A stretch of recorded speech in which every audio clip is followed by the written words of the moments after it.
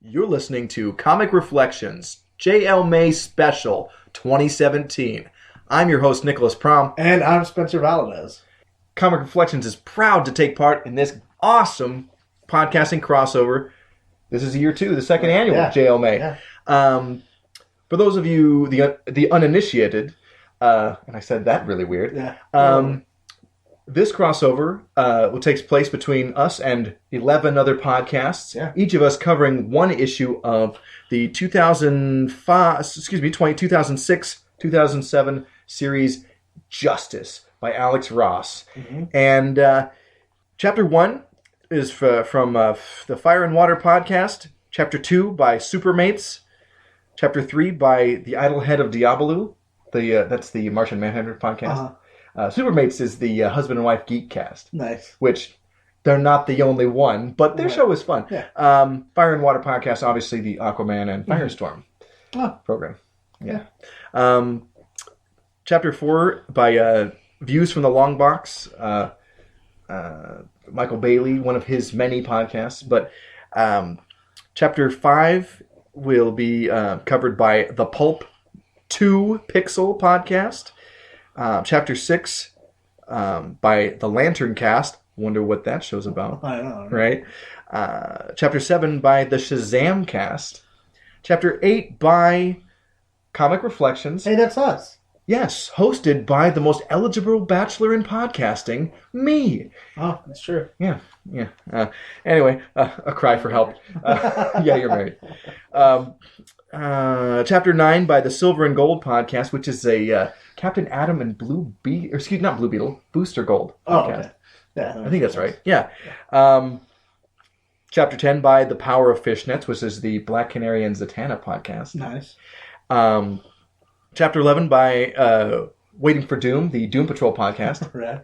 And Chapter 12 will be in the series we wrapped up by Justice's First Dawn, which is a Justice League of America podcast. Yeah. They go random. Every episode is a random issue of the pre-crisis Justice League of America. Gotcha. So, cool. Yeah. So, yes, that's the deal with JLMay 2017. Before we talk about our issue, I want to remind listeners and new ones about the contest we are running between now and probably June. Comic Reflections, we are coming up on our 300th episode, which should be recorded or drop by the end of June. And to celebrate this momentous occasion, all participating listeners are eligible to win a fun prize. The prize is the 2 Wolverine motion comic DVDs, Wolverine Origin and Wolverine vs. Sabretooth, and a big pile of large comic shop promotional posters, most of which are Marvel. Mm-hmm. And also, I recently had donated to the show a significant quantity of independent comics. Yeah. And I'll be putting together some prize packs of that. I will be throw in... some of them will be for later contests, but I'll definitely be including some of those in this prize. How do you enter to win? So glad you asked, because you didn't. But leave us an iTunes review. You're on the honor system. Right. Although, I mean, I'll get them mostly. You do need to be a resident of the continental United States. Okay. But other than that, anyone is eligible. And leave us an iTunes review and drop us an email at comic.reflections@gmail.com and let me know that you left us an iTunes review and make sure that I have the information to get in touch with you to let you know you've won. So, but directly before episode 300, I will draw a winner and announce it on that episode. And the winner I'll get in touch with, before that drops or whatever. But yeah, that's the plan. And yes, let's talk about that. That's the whole deal with the contest. Yeah. And let's talk about our issue. We are covering Justice number 8, cover dated December of 2006. But according to Mike's Amazing World of Comics, it hit the stands on October 25th, 2006. Beautiful cover art by Alex Ross, the Flash racing to confront Captain Cold. Right? Oh my gosh, it's so cool. It is a great cover. I mean, like, every Alex Ross, everything is just gorgeous. Yeah. You and I are big fans. Obviously, we love Kingdom Come, US, Marvels. Pretty great. US. Oh, yeah. Yeah, the Uncle Sam prestige format limited series. That's very good. Yeah, it is.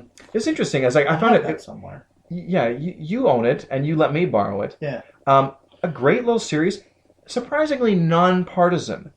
Yeah. Which,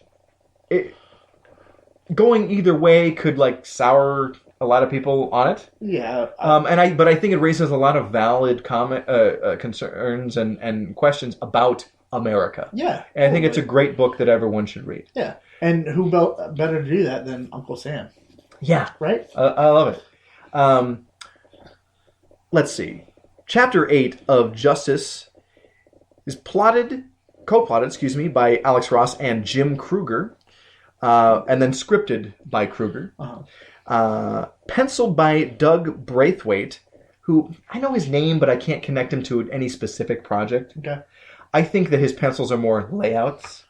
Yeah, probably. And because, like, I don't know. I think it's... And then this is inked and painted by Ross. Right. Because, like, it looks just like Kingdom Come. I'm not seeing anyone else's style kind of emerge from this. Mm-hmm. Braithwaite is an artist who I'm like, I know his name, but I can't think of any, like, project that's like, oh, Doug Braithwaite. Mm-hmm. Because, I mean, sorry, folks. I'm really, like... My wheelhouse is Silver and Bronze Age, and I read modern comics, but like a lot of stuff, I'm like I'm just not as well versed as far as creative people. Well, so sue me. We all have our faults. You go to hell and you die. So let's begin with this story, Spencer. Yeah, let's jump in. Batman and Superman are having a wonderful chat. This is so classic. In front of the Fortress of Solitude about contrasting their methods and their cities. Right, which, I mean, anytime you get Batman and Superman together is always great, right? And, apparently recently Superman had done an interview talking about, his capabilities. Yeah. I mean, I don't know where this lands on a pre-crisis timeline. Right. And this story is kind of like, it's basically pre-crisis. However, this seems to be a DC Earth that doesn't seem to include like things like Earth 2 and Earth X and Earth S, and we'll get into that a little bit. But it seems to be like the post-crisis New Earth, but with totally the pre-crisis satellite era JLA. Right. So it's strange. It hits all the classic notes, and if you don't think too hard about it, it's just wonderful. Yeah. So. And we're not ones to think too hard about anything. So. Well, that's not true. I know you're joshing, but. Yeah. But yeah, they're Batman is kind of questioning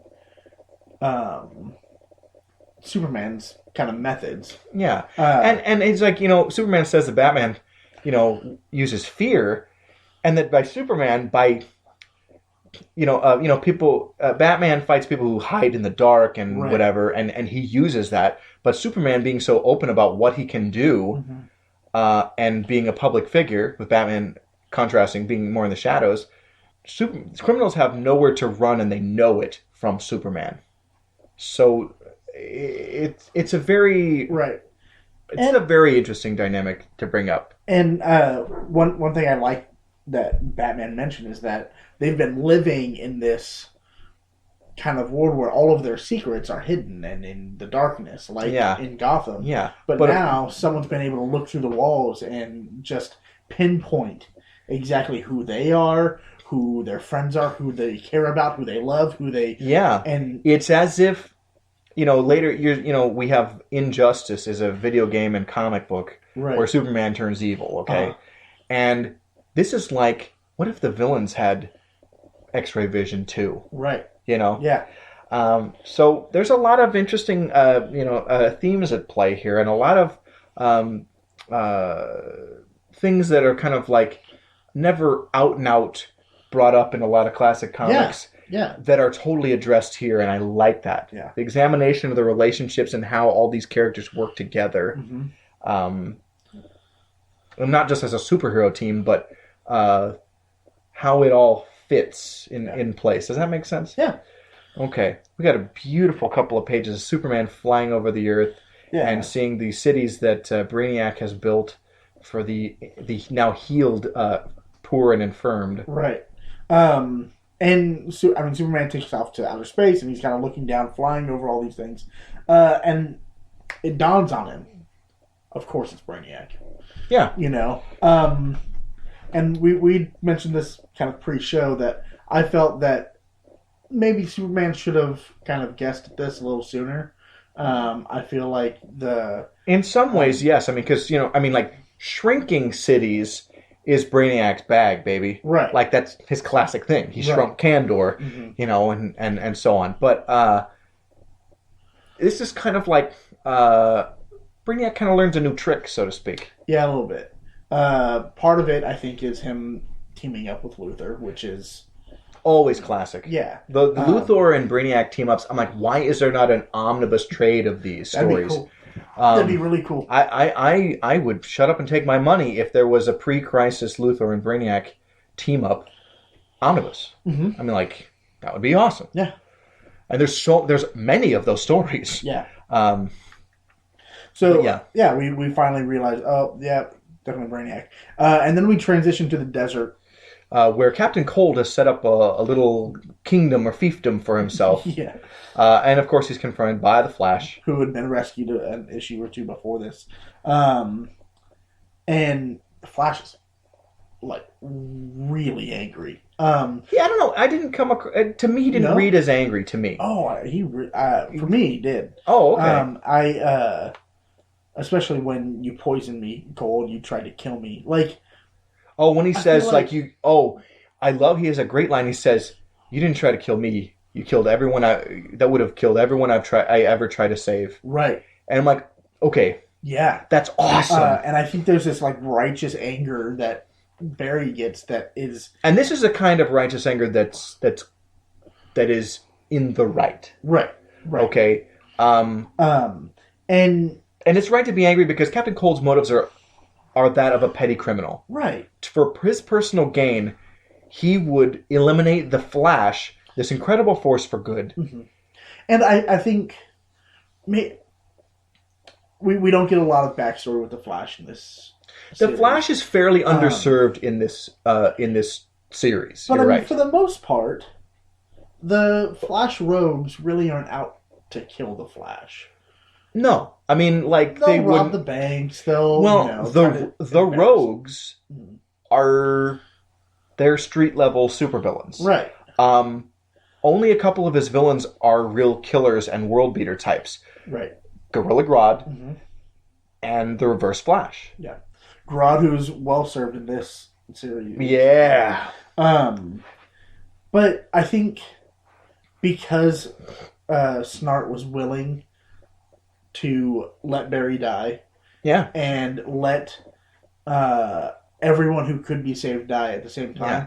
I think that's where it kind of that anger is coming from, especially with him because they've had such a storied past. Yeah, and that's the thing that's the trouble with supervillains. Especially the lower tier, not world beater villains, right? Not the megalomaniacal villains, but the petty ones, is because they're so thoughtless when it comes to bigger picture. Right. It's always their undoing. Yeah. Oh, totally. That's why your Dr. Dooms and your Luthors and your Brainiacs and so on, escape to fight another day, right? Rather than be like other supervillains who are like they're just in the revolving door of prison or Arkham. Yeah. But yes, he's so thoughtless. Other than the pursuit of his own gain. Well, yeah, his own comfort. Yeah. That there's no thought to the consequences of his actions. That's your typical criminal. Yeah, totally. And it's addressed in this series like these guys are supervillains because they fail in family and community. Mm-hmm. And the strength of the League is that they do play well with others. Yeah, totally. So. Yeah, so kind of moving on a little bit. Yeah. The Flash captures Captain Cold and brings him back to the Fortress of Solitude. Right. Because, as we know, at this point, the satellite has been destroyed. Mm-hmm. Which, dang. Oh. Interesting that, I know why they didn't use the Secret Sanctuary instead of the Fortress. 1, not as iconic. 2, I think it's being used by the Teen Titans at this point. The Silver Age, I think they got it after the League abandoned it. I think they gave it to the Titans. Right. But also, if you've read like the first handful of Silver Age Justice League stories, like it's not a secret sanctuary at all. Like villains pop up there, like they figure it out all the time. The story that ends the Sanctuary era is Snapper Carr is manipulated by I think the Joker into betraying the League and stuff. And then they have to give up the Sanctuary. But like early on, like Despero and Amazo and I think a couple other villains like find it. It's like what? But that's another thing. Yeah. We have some inner monologue from of Superman. That was Superman. Kind of continuing here, and one thing that he mentions, and like you don't really like notice until you notice it. Is it would be easy to put Wonder Woman's magic lasso on him, but it's being used. If you remember from the previous issue, from the previous cast, Batman is wrapped up in Wonder Woman's lasso because it is the only thing that is breaking the control of the Mr. Mind style robotic worms that are controlling that were unleashed on some of the heroes. And probably all of the villains. Yeah. Yes. All of the villains save Grodd and Luthor. Yep. Because Grodd needs to... Yeah, we'll get into that. Yeah. So, we move on to the wonderful interrogation of Captain Cold by Batman. Right. A fun little moment with Plastic Man here also. Oh, yeah. Where Plastic Man is the chair, or incorporated himself into the chair that Captain Cold is tied to.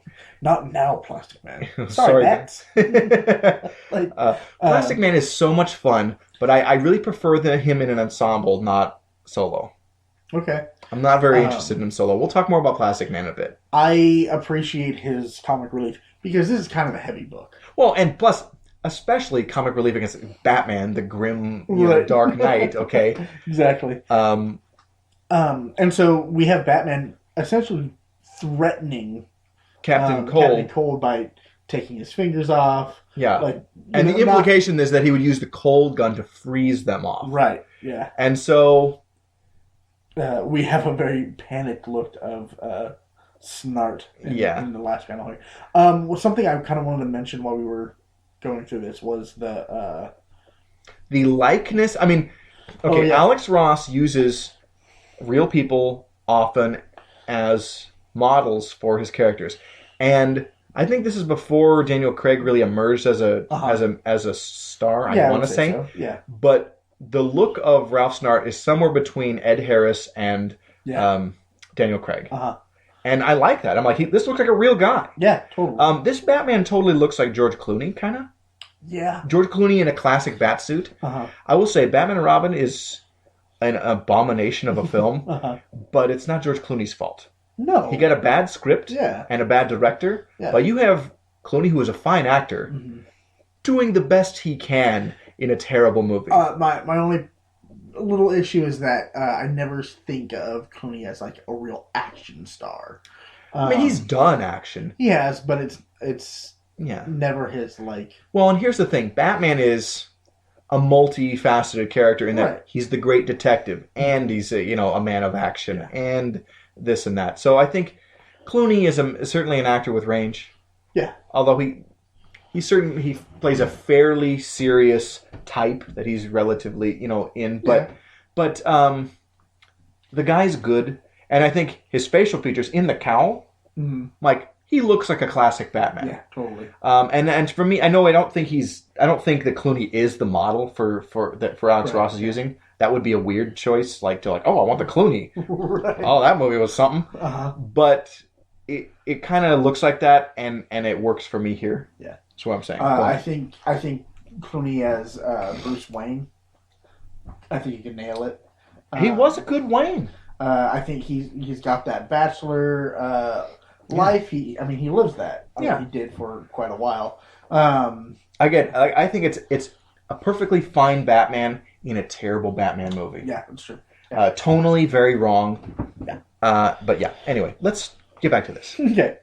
So we transition kind of abruptly to Green Lantern trapped in the ring. Yeah. And he's living kind of in his dreams and memories. Right. Because the Sinestro put him in a boom tube, or sent him through a boom tube to the furthest reaches of the galaxy, where there's no way he could get back to his power battery to recharge before it would lose that charge, and then he would die in space. So he had himself digitized, basically, and put inside the ring. Right. And so we get these panels with his brothers, who, throughout... You and I are well familiar with the brothers Jordan. I was actually really excited because we've done so much Green Lantern. We have. That we got some pretty cool Green Lantern. For new listeners, Spencer and I have covered, we covered the bulk of the Green Lantern in the Silver Age. Yes. Maybe we should periodically get back to that and finish that run. It'd be fun. Yeah.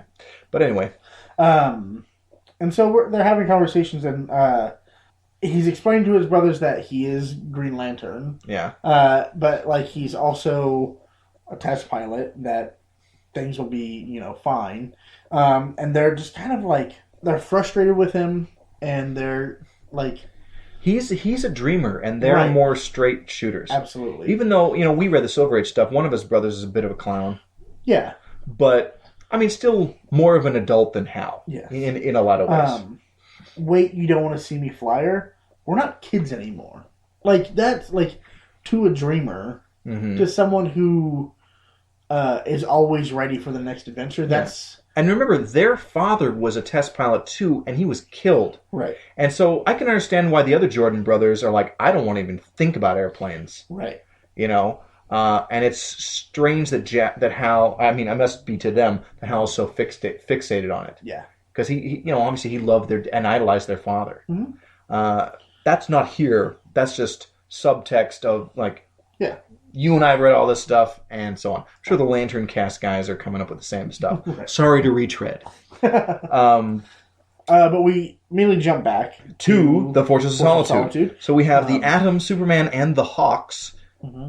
Hawkman and Hawkwoman. Yep. They figure out what's going on. They're piecing things together. Yeah. They know Brainiac's behind this. Mm-hmm. And the Hawks, of course, found these cybernetic worms. Yep. Of course, Ralph Dibny's there with them, too. Yeah. Sure. The elongated man. Yep. You want to fill us in on... He does a pretty cool eye thing. Yeah, he makes his eye stretches out and large. That's very cool. Yeah. He's bouncing in on a ball. You want to fill in on the what's happening in the plot here?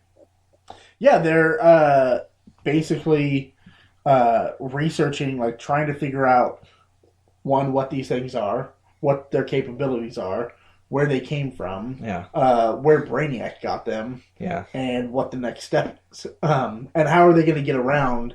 Yeah, because they can attack anyone and they'll never know until they're turning on their best friend. Yeah, I won't get way into it, but I think it's revealed that it has a dual connection to both Dr. Savannah and and Mr. Mind. Right. The classic foes of Captain Marvel. Mm-hmm. And of course, the mind-controlling worm was used previously in Kingdom Come. Yeah. Although I think they were using actual worms in that. Cloned or incorporated something from Mr. Mind. I could be wrong. Maybe they were the robot worms again, but anywho. Batman has completed his interrogation of Captain Cold. Yeah. And we have a partial denouement of denouement. I can't believe I did that just now. It's spelled, phonetically it looks like denouement, but denouement of the villain's plan. Right. There are more details to it, but we basically know that Brainiac gathered the villains and they're probably using these cybernetic worms to both control them and, of course, infect the heroes, like such as Batman. Yeah. But then there's also the villain's perspective of, hey, they've been having this dream. Yes. Where the world is blowing up. In a nuclear war. And so, partially, they're like, well, are they doing it for the good of humanity? Like could what? This really be the villains getting together? Right. And of course, it's not what it seems to the public, and clearly it's being revealed to the League. Okay, they're pawns of Brainiac. Yeah. And the only two wild cards in the villain camp are Luthor and Gorilla Grodd. Right. Luthor's got a force field, which is funny because Brainiac was always about the force fields. But that's preventing that. And I think his alliance with Luthor, they've always had, I guess we said they've had many team-ups. Mm-hmm. Like, Brainiac can trust Luthor enough. Especially by keeping him close. But not too close. Yeah. And Grodd he can't be controlled by these worms, I guess. Yeah, something, And do we want to get into the deal with Aquaman? The connection to the plan? Soon. Okay. Yeah. Okay. There's one thing I wanted to mention on this page before we move on. Yeah. Everyone's glad that they've gotten this information. They're glad that they learn about these dreams and everything from Snart. But Superman notices something that others don't necessarily notice. Which is? That he says, but they forget he's got Wonder Woman's lasso wrapped around him. He spoke the truth. He had no choice. His threats were real. He was not bluffing when he was... There was no way for him to bluff because he was being completely honest. He would have tortured and hurt Snart had he not given up. But of course, because criminals are a superstitious and cowardly lot, Snart caved immediately. Of course, he's unharmed. Yeah, and gave them. He told them everything he knew. Right, but Superman was ready. Yeah, to take whatever it took from Batman was. Right. What did I say? You said Superman. Sorry. Batman was ready to take whatever it took from Snart to get the answers from him. Yeah. Which, it's like he's opposed to killing, but is not opposed to breaking a few bones. Right. Yeah. But I mean, the threat of maiming him, that's pretty intense even for Batman. Yeah. Icky, yucky. Yeah. Of course, they continue to discuss their kind of plan. Like, they've got to get public support back on their side because the villains have been out doing a great job. They've been healing people. Yeah, they've been setting up public is for people. Not exactly turned against the League necessarily, but they're definitely in favor of the Legion of Doom, who are never named as such, but that's who it is. It's the 13 of the most sinister villains from across the galaxy, right. Plus a few more. If you remember the Challenge of the Super Friends, yeah, loads of fun. But at the same time, like, why isn't Superman feeding people? Yeah. Why isn't Superman saving as many people as he probably could if he wasn't out on dates with stupid Lois Lane? Well, and it's not just dates with Lois. This has been brought up, especially in a story in the 70s called Must There Be a Superman? Right. And the idea is that Superman should be inspirational and go save people and guide us to that golden era, but he can't do it for us because then we lose our motivation and our own agency. Mm-hmm. I'm paraphrasing, but that's basically the intent of that story. Yeah. I want to say that was written by either Carrie Bates or I can't remember who the other young major Superman writer was at the time. I'm blanking. But anyway, one of those guys, and I think it's one of the finer stories of their career. Jeff and I covered that once. Yeah. But anywho, in the midst of Batman kind of like explaining the kind of next steps, the healed Aquaman comes in with let's see, with looks like the Doom Patrol and Zatanna and the Martian Manhunter. And yeah. And immediately, the like anger of Aquaman appears, and he's like, "Why aren't you out there finding my, my son. Why are we hiding here? Yeah. What's going on? Why aren't we doing something? And then we jump rather abruptly to The Joker. the Joker. Who is joining the people who are going into these floating cities in the sky. Yeah. He has a beard, and he's got like an old-fashioned Parsons kind of outfit. Yeah. It looks like, remember the old comic strip Barney Google and Snuffy Smith? They were like hillbillies. Uh-huh. Okay. Well, they're always like, oh, here comes the Parson. Let's get out of here. Right. We don't want to listen to that crap. And so I'm with them on that. But yeah, that's the kind of outfit he looks like. Right. And he's talking up the miracles that have happened, the free housing, all this stuff. Yeah. And look at me, I'm a bird, I'm a plane, I'm a bat. Like, what the heck? Because they're going to float up into the city. Right, yeah. Which is great. And he's got this big old grin on his face. Yeah. So this is a brief little interlude. Yeah. The thing about the Joker is, if you don't invite him to a party, he's going to crash it. Yeah. To omit him from this story would be glaring. Mm-hmm. And so they had to include him in some way. And then he has more later in the story. Not so much in this issue. But we, of course, we next come upon the Parasite and Luthor, who have downed Supergirl. Yep. And Clayface and Scarecrow and the Scarecrow, who have captured Batgirl and Commissioner Gordon. Right. So obviously they're going after the non-league associates and friends and loved ones of the heroes, because they know all their secrets now. Mm-hmm. And kind of back at the fortress, Superman comes in, and I mean, how terrifying is that? You just got done with Batman, who's ready to just break your face, and then you have to deal with Superman next. Like, what? As Leonard Snart? Oh, Snart. Oh, yes, Yeah. because he's... Yeah. Sorry, I was like... Sorry. Your wording confused me. Sorry. How dare you? I would not want to be put in that position. I just dealt with Batman. You get the bad cop and then the good cop? Right. That's not how this works, right? Or maybe it is. And so Superman says, I want to have a look at you. And he's doing it to test whether or not Snart has these worms in him as well. Yeah, and I think it's... The way Brainiac is using the worms is not necessarily to control the villains completely, but to get them to cooperate. Right. They seem like themselves, only they're acting like a team. Right. Yeah. And it's been brought up in other comic book modern comic stories that if the villains just put all their differences aside and decided to work together, the superhero community of Marvel or DC Comics would be unable to face that united front of supervillains. Yeah. I mean, there are more supervillains than heroes. Mm-hmm. And that level of superpower, I think, would overwhelm even a world with Superman. And clearly it nearly has in this story. So we kind of go back to Green Lantern.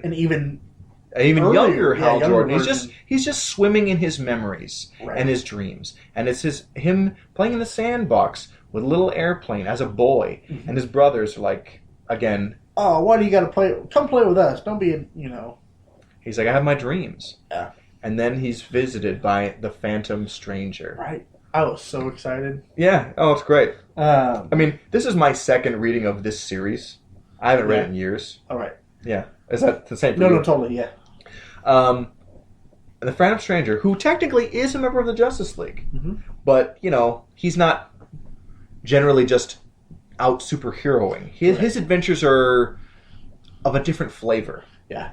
And I think this kind of suits him. This is a stroke of brilliance. Mm-hmm. I mean, because having Hal get in the ring and stuff, I'm like, okay, that's really cool. Yeah. That's a good way to have him out of it. But like, how do we then bring him back? Yeah. Of course, the mystical aspect. Yep. Go away. I'm not allowed to talk to strangers. I thought that was clever. Yeah, and it only works if it's Hal remembering himself as a kid. Yeah. Totally.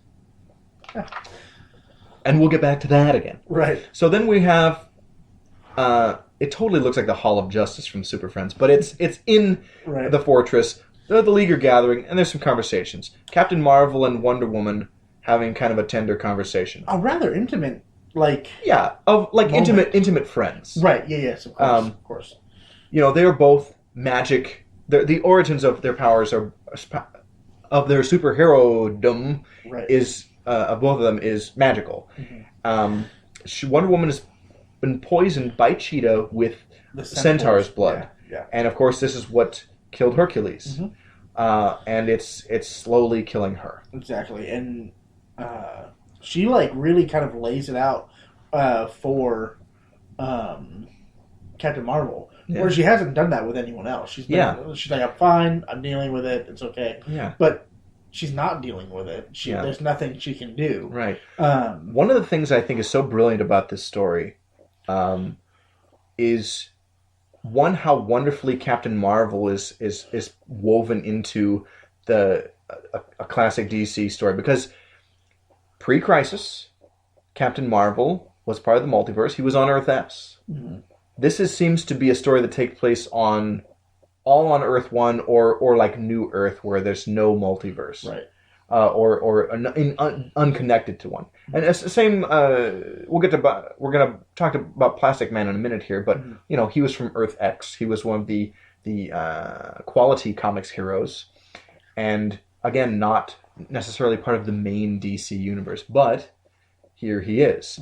But both of them are incorporated pretty seamlessly, and I love the dynamic that I've never seen explored elsewhere between Captain Marvel and Wonder Woman. Right. Because of all the heroes in the DC canon here, the two of them have the closest kinship. Right. And I think that's so neat to explore that here. Yeah. His powers derive from the powers of the gods. And she is a creation of the gods. Right. So, I mean, she was like Galatea. You know, molded of clay and gifted life. Yeah. And I think that's super neat. Yeah, yeah, totally. Yeah. Another conversation we're having in the Fortress of Solitude is a confrontation of sorts between the Elongated Man and Plastic Man. Right. Elongated Man and his bruised ego at the presence of Plastic Man. Yeah. Do you want to get into this? You're not even part of the League. He's like, yeah, but I showed up when I needed to. I was asked to be here. Right, yeah. You know? I, like, other than straight hubris and ego, I don't see the point of Elongated Man confronting Plastic Man in this way. And, of course, Plastic Man just plays it off. And like, he ends this conversation on a great burn. Yeah. But it addresses a lot of the things, similarities and differences between these characters. Yes, Plastic Man came first, and I'll get into why why Elongated Man even exists in a moment here. Okay. But this is great. It's a thing that, gosh, I could just read this over and over. Like if money was no object, I would want this original page. Oh, that'd be cool. You know, yeah. You know, Elongated Man exists because DC forgot they owned Plastic Man. Because, okay, in 1956, when Quality Comics folded, DC bought all their characters. And with the exception of Blackhawk, they just put them in a drawer and forgot about them. They just shelved them? Yeah, there was like one other series that was a war book. I think it was either GI Combat or Our Army at War. I can't remember which one. But one of those was actually a Quality Comics book, and then DC continued the publication. Like, yeah, 2 or 3 titles they actually continued with. Because it was 1956, the superhero was starting to reemerge with the Silver Age Flash, but it was actually a few years building, you know, before that came back. So yeah, by the time, gosh, I want to say Elongated Man was like created in like either 59 or 60 or something like that. Yeah, it was enough time for them to just completely forget that they owned Plastic Man. And to be fair, there are some, although they have basically the same powers, Ralph tends to just stretch Plastic Man changes to all kinds of shapes. He's much more cartoony. Yeah. Ralph is a great detective, and Plastic Man isn't. Ralph, I will say, is less powerful. Plastic Man's body at all times is composed of and capable of doing all the things he does. Right. And Ralph must drink the Gin Gold serum to attain his powers. Mm-hmm. And also, Plastic Man, it could be argued, is one of the most powerful superheroes that there is. Mm-hmm. He's virtually indestructible, and what he can do, the shapes and things he can do is only limited by his imagination. Right. If he were a supervillain, he'd be one of the most formidable villains that there is. Yeah. Because he's all power and no weakness. I think intense cold can be a problem for him. We even see him being fine with that in this series. Yeah. Because they go to the fortress and it's the Arctic right around there. So, but yeah, there's a great panel where Plastic Man turns into Captain Marvel and says, "Oh, you want to tell Captain Marvel that he needs to go because he's too similar to Superman?" Right. And Plastic Man burns Elongated Man with this line. You want to go ahead and say it? Yeah. Well, maybe you should try the form of something the League actually needs one of these days. Yeah. Ouch. Ouch, indeed. Yeah. And with that, he walks away. Well, he stretches away. Yeah.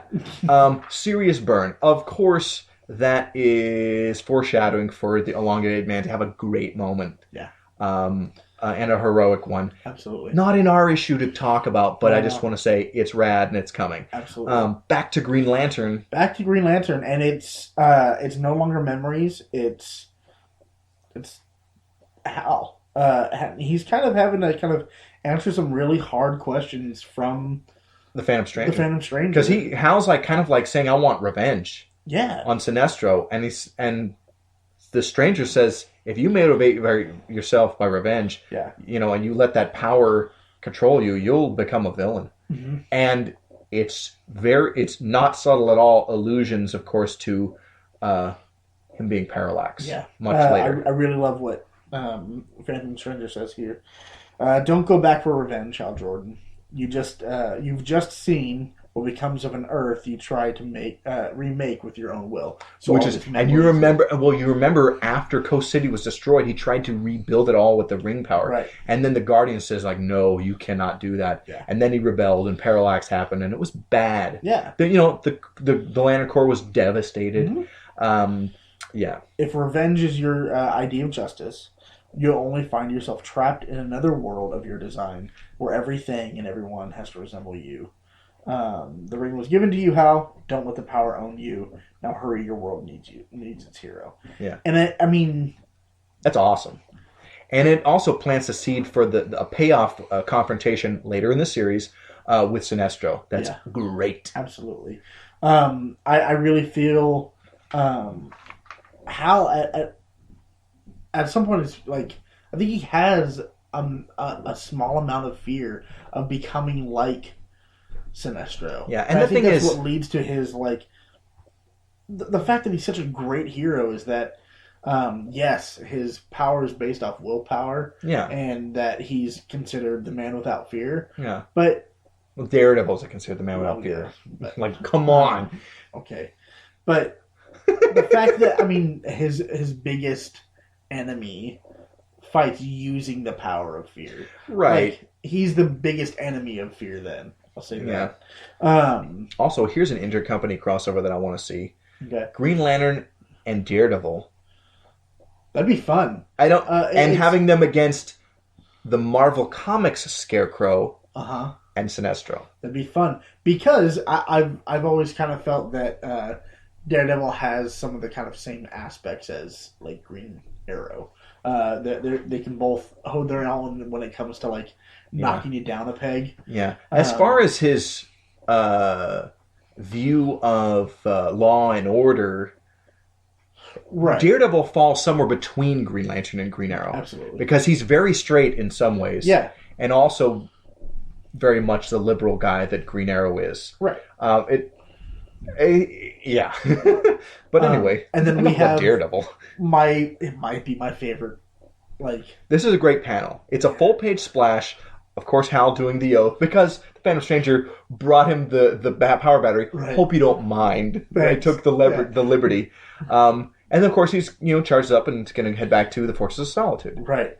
And I mean, it's so great. Like, I can't. It's a great panel. Yeah. It's excellent. I mean, and a series full of great panels. Yeah. I mean, I could just pour over this book for days. It's just gorgeous. Yep. So, but we go back to the fortress. And out of from the sea pops Mara and ice. Pops a ship with Queen Mara. Yes, and she lets Aquaman know that Black Manta, through Black Manta, Brainiac. Aqualad. Oh, Aqualad right. is being controlled by Brainiac and has taken Arthur Jr. Yeah, Garth. Ugh. Yeah.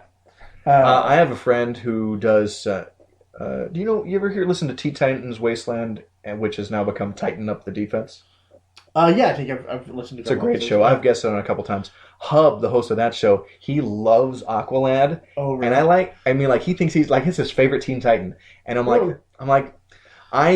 sorry, people joke about Aquaman being lame. I think Aqualad is super lame. Yeah. I love Hub. I like to tease him a little bit about that. But anyway. But then we get this great small panel at the bottom of the page with Superman and Batman.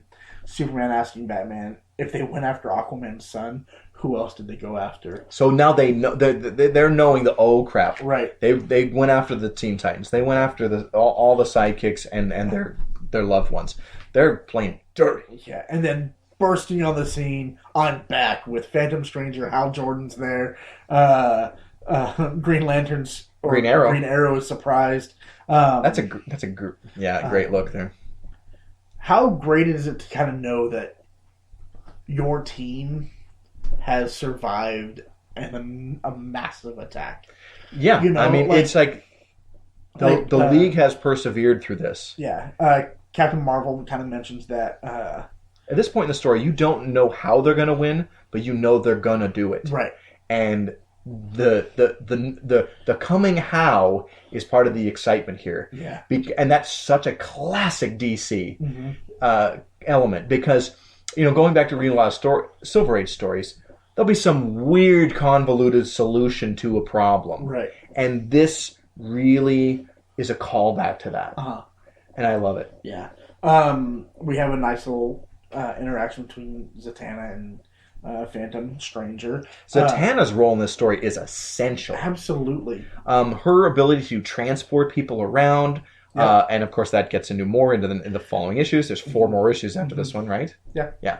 So, but yeah, she's great. Yeah. She doesn't have that many big moments, but her part is pretty essential. She's essential and consistent. Yeah. So I like it. Hal uses the ring to rid Batman of all the nasty worms, so he's able to give back the lasso. And this is why it was essential to Brainiac's plan to eliminate the Green Lantern. Right. Because with the power of the ring could undo all this with the cybernetic worms. So now the League have their ace in the hole. Right. Right. So everyone's kind of had we're okay. Yes, we are now gathering our main forces, and we are going to take the fight to the supervillains. But now Aquaman gives his speech. Yeah, he is ready. Yeah, I'm very pleased that everyone seems to surprise these attacks. But my son is out there. Yeah. This is this is more personal for him right now because he's the only one who knows for sure that his son or his ward or his Supergirl or whoever is actually missing. Yeah. And so it's he gets pretty violent when it comes to talking about what he wants to do to some of these villains, especially Brainiac. Yeah. Well, and Brainiac's a robot. And also he says that I'm going to tear him apart. I'm going to kill him. And he says he's only a machine. And he says this amidst Red Tornado and the Metal Men there. Right. Which is kind of crappy. Yeah. But I like that Aquaman gets this big moment, Mm-hmm. and I love Because how I'm gonna kill him. I love how essential he is to this story. Yeah. You know why Brainiac wanted him in the first place, and why he needed that piece of the brain, right? I still not very clear. Okay. Aquaman can control the creatures of the sea. Yes. Right. We know from more recent canon that he reaches into their hindbrain. Okay, with powers. Okay. Now, fast forward from this point, in the Detroit era of the Justice League, there is a point where Aquaman actually is even able to reach into people's minds and try to keep them leaving. Vixen tries to leave, and he's like, no. You know, he's a total jerk in that period, by the way. And he gets a nosebleed, but it's like he has more capability to his power than just creatures of the sea. Right. I mean, you read Silver Age stories and he's controlling seagulls. And I'm like, they're not necessarily sea creatures. Right. It's a big stretch. Yeah. So I think there is, and there's other things in this story, like there's more to what Aquaman can do than what has been generally explored. Right. And Brainiac, knowing that, it was exploratory surgery. Yeah. We know that from the previous issues. So, and because he knows that Aquaman is able to heal and regenerate, at least at this point, right? That could be self-replicating. And so if he can't get it from Aquaman, he can get it with Aqua Baby. Right. The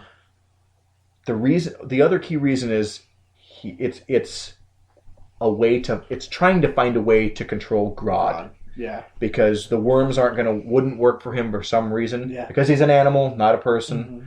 So Grodd has mind control. Right. And he's been, I think Grodd has been led to believe that it's his mind control that's keeping the other villains in line, but it isn't. Right. You know what I mean? Or it's only partly. Yeah, he's coordinating the control offered by the worms. Does that make sense? Right. Yeah. So you mentioned that Aquaman says he's a machine, only a machine, and maybe that's for the best because I'm going to kill him. And right underneath the main big panel to Aquaman's left are the Metal Men and Red Tornado, and to his right are the Doom Patrol, right, including Robot Man, who he's got a human brain, right, in a robot body, but he's still essentially a robot. Well, he's still basically machine. Yeah, he's a cyborg. Because I'm gonna kill him. But then we get this awesome he's so intense looking too. Yeah, we get this awesome thought process from Superman. Yeah, he says these were not words of vengeance or hatred. Arthur wanted a reckoning. He knew that this was a fight to save our enemies as much as it was to save his son. And so I think Doom Patrol and the Metal Men and Red Tornado all kind of knew Aquaman has respect for us. Yeah. He would never say something like that about us. Yeah. But it's kind of sting a little. Yeah, absolutely. Yeah. None of them look happy about what he just said. Right. One of the things that's troubling about this... let's talk about... We had a nice little area with, a page and monologue, I think, from Red Tornado. Uh-huh.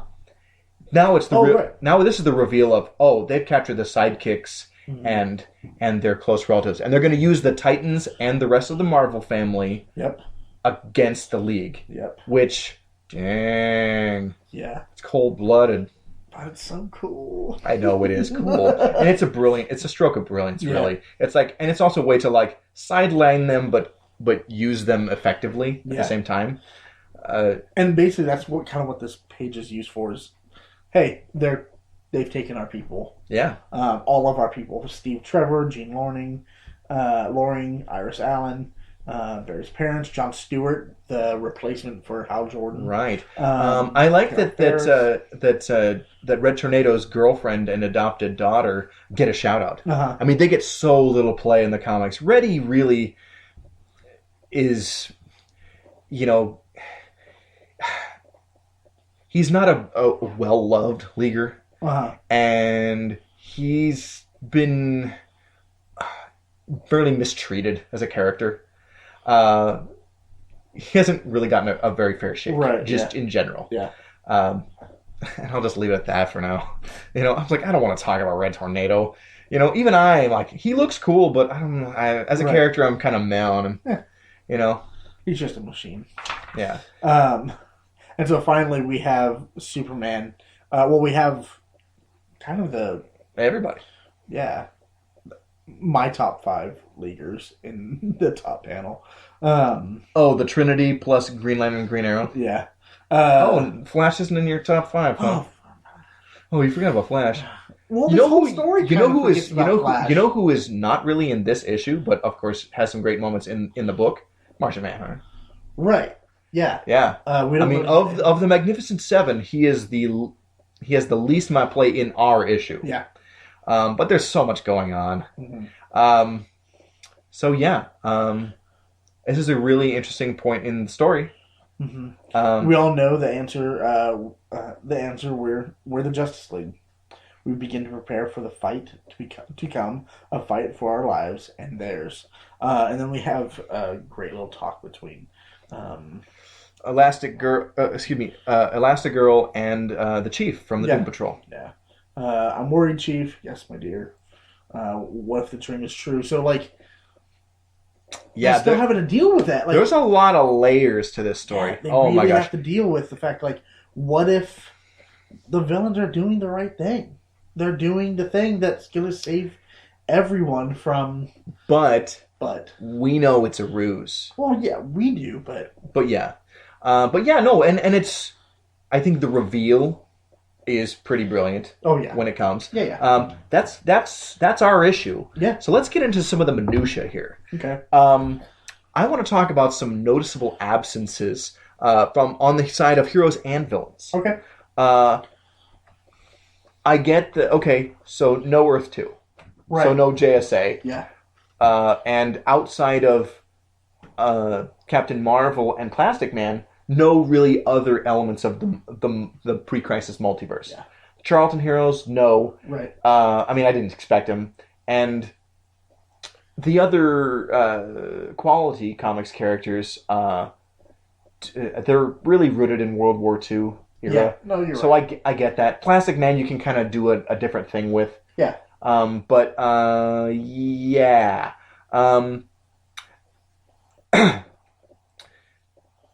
The Blackhawks. Right. Adam Strange. Mm-hmm. The Challenges of the Unknown. Yeah. The Sea Devils. Mm-hmm.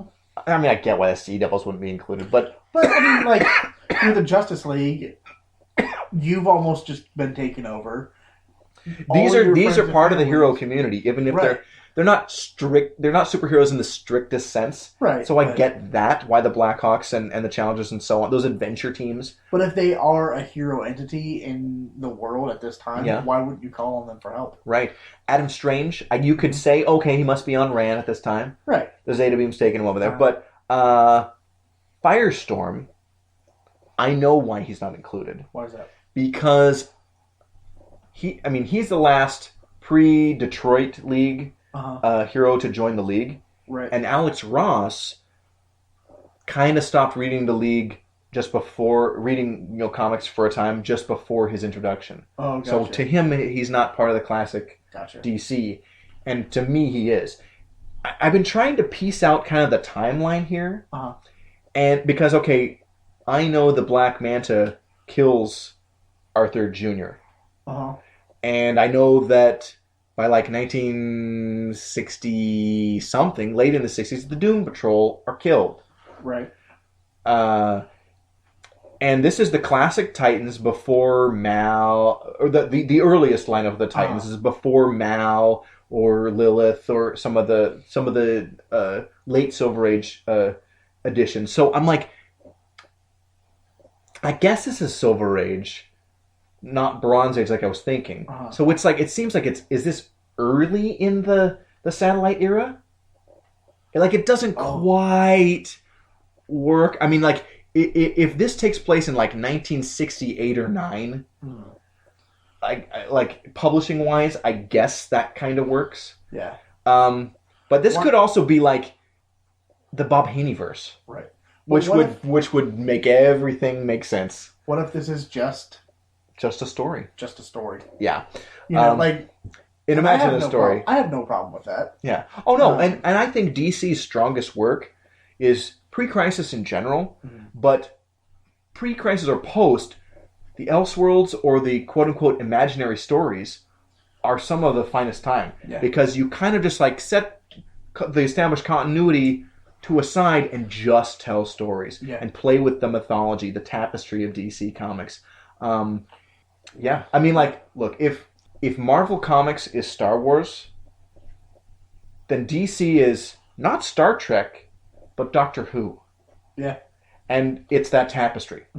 Because, I mean, Star Wars is like, here's one line of continuity. Right. One timeline, okay. Yeah. And do you get where is the analogy working for you? I think so. Okay. But anyway, yeah, some of this stuff is pretty neat. I mean, the timeline is where it would land pre-Crisis is fuzzy. But again, the inclusion of Captain Marvel and Plastic Man, again, make me think, I'm like, okay, this is like a Brave and the Bold or a World's Finest story as written by Bob Haney, where he just doesn't care about the Earth 2 and Earth 1 differences and all that stuff. Yeah. And characters know things that they don't normally know. And I'm like, whatever. This is a great story, so I can handle that. Right. No Dead Man. No Dead Man. Yeah. Maybe for the overall plot, Dead Man would prove problematic. Maybe there wasn't a good place for him to fit. Right. I think he could... Well, I don't know if he has that ability.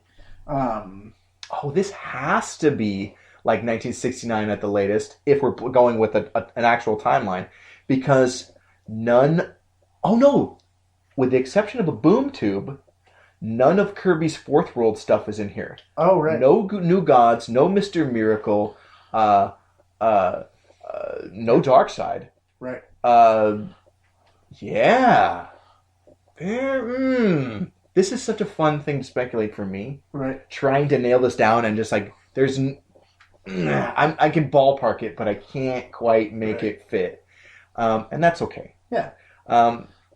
What else you got, man? Not Eclipso either, on the villain side. No, I would have liked to have seen Eclipso.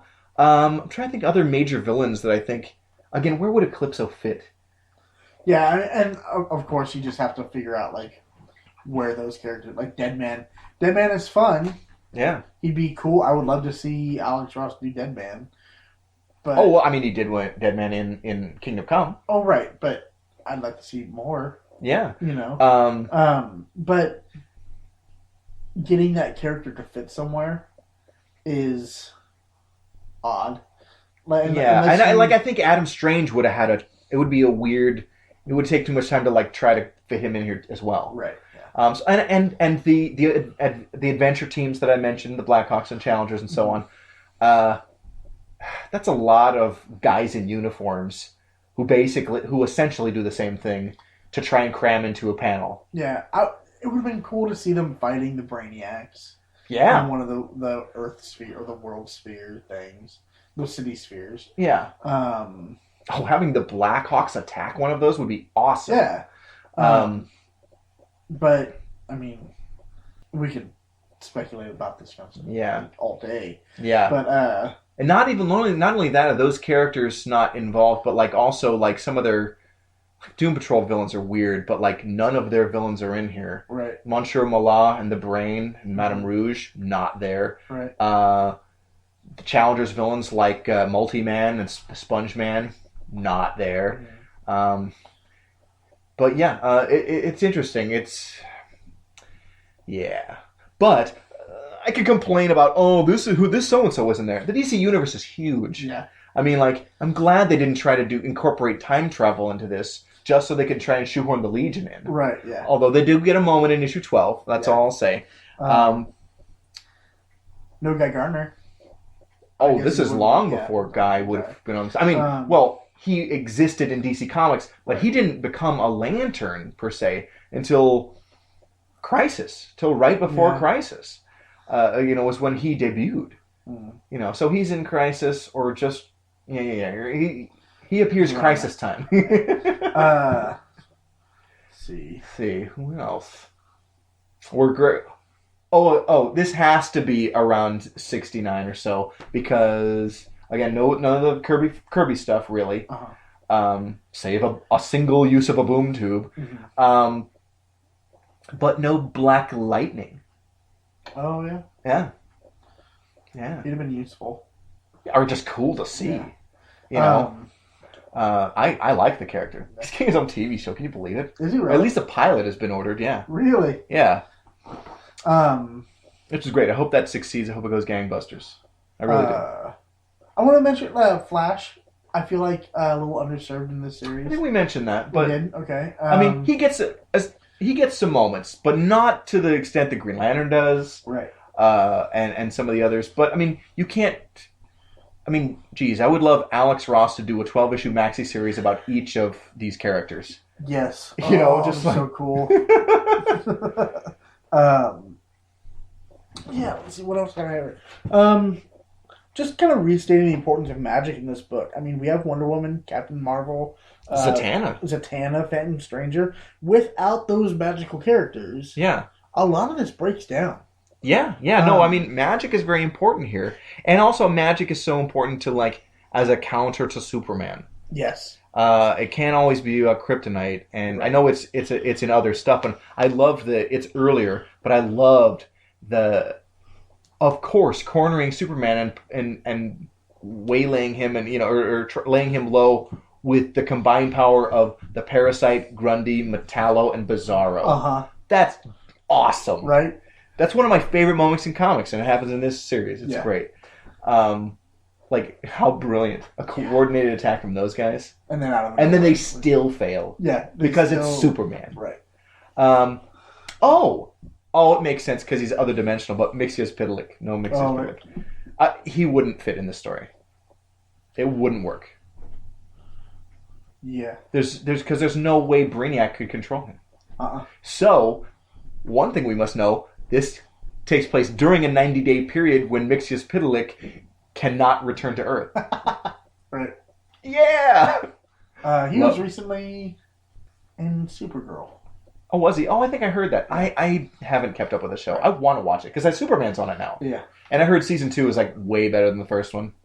Yeah. Yeah, you're nodding. The microphone's not picking that up. Yeah, I've nodded a lot during this. I think we're getting pretty tangenty. Do we want to just have some overall feelings about this series and then kind of wrap up? Well, there was one more thing I wanted to mention. Oh, I'm sorry. And it's kind of a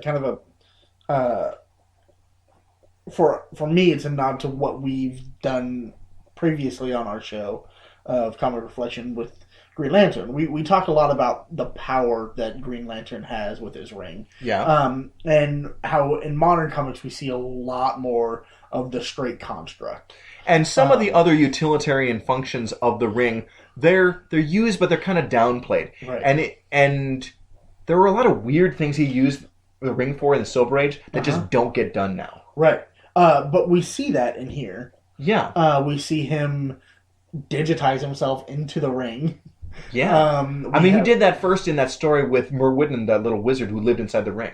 Right. Who had already been banished there. Yeah. Yeah. Why no Merwidden callback? Yeah. There's no time for that. Right. But yeah. We see him use it to get all the dead thing or the worm things out of Batman. Yeah. Okay.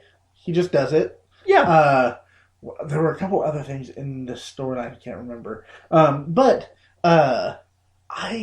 So when we first started reading the Silver Age Green Lanterns, it really weirded me out. The weird stuff he would do. Well, and it was kind of the beginning of you really reading a lot of Silver Age stuff, right? Because you hadn't. But over the course, it became more natural. It seemed like, okay, he can do whatever the F he wants with it, you know? And so now, I don't actually read any Green Lantern books right now. Right. But it is a lot of construct. And he might, ask the ring a question once in a while. Yeah. But here he's having full conversations with the ring. Yeah. It's responding. It has all the knowledge of the Guardians. Yeah. And you just don't see that as much in the modern comics. This just speaks to the greatness of Alex Ross as phenomenal an artist he is. this is a guy who knows DC Comics and loves it so much. Like Jeff Johns, when he started, he really exploded on the scene, did the Flash and Green Lantern rebirths, but not the current rebirth, but the rebirths of the late 2000s. Yeah. I think that's when it was. Or I guess around the time of this book. I'm a big Jeff Johns fan. He's pretty great. I mean, he's not it's not like he can do no wrong, but the guy, I would love for him and Alex Ross just to plot stories together. Yeah, spitball ideas. Because if one of them comes up dry for some reason, I want to see Ross come back and do another epic series like this. Pretty much all he's doing right now is covers, and I'm like, I want to read comic book interiors with art by him. Yeah. All day, forever. I mean, he's absolutely my favorite modern comics artist. Yeah, totally. And how perfect, because what he does is pay homage to classic comics. Yes. So overall thoughts? I love this book. I mean, it's not as strong as Marvel's or Kingdom Come. Right. But I think, dang, they wove a lot of classic tropes and threads and characters and wove a really great story. There are things like people using especially the villains' real first names way too casually and way too much. This could have done with a little stronger proofreading and editing. Okay. There are some things you just kind of have to accept and just go with that aren't explained to the fullest they could, and some are like, okay, you just got to go with it. Right. Under tight examination, it might fall apart. Right. But if I have one negative thing to say about this, it would be I struggled with some of the abrupt story. Scene changes. Yeah. And obviously that's probably just, look, we're doing a 12-issue series. We got to get shit done. And we have many plot points that we want to go back to. And having so many heroes. This is a massive undertaking. I mean, just doing comics regularly is a massive undertaking. Yeah. This is an incredible project that really took over a couple years, really. Right. I wouldn't say it takes away from the story. It's just, it's something that I notice every time it happens. Yeah. And I feel like, okay, as modern comics have shifted away from omniscient narration boxes and thought balloons from characters and shifted to captions of the characters' inner monologues, I think maybe scaling it back and presenting this story that's very much meant to be a classic DC Comics story and using the older ways, I think this story would have come out stronger. Yeah. Using thought balloons and using the omniscient narrating boxes would have maybe been better. Maybe it could have come out across stilted. I don't know. But I think it would have been a smoother read. Okay. Does that make sense? Especially with as many scene changes and as rapid as they are. Right. It might have helped there, but I really appreciate monologue as and I like the that driving force behind the plot, because it makes me feel like you're in the story rather than having someone tell you a story. Yes. Is that how it feels? Yes. Like they're talking to you. Yeah. And I get it. Yeah. And that's good. I am not down on modern comics. I just prefer older ones. Oh yeah, totally. It's just a preference. Yeah. I'm like, give me comic books. I read them. Yeah.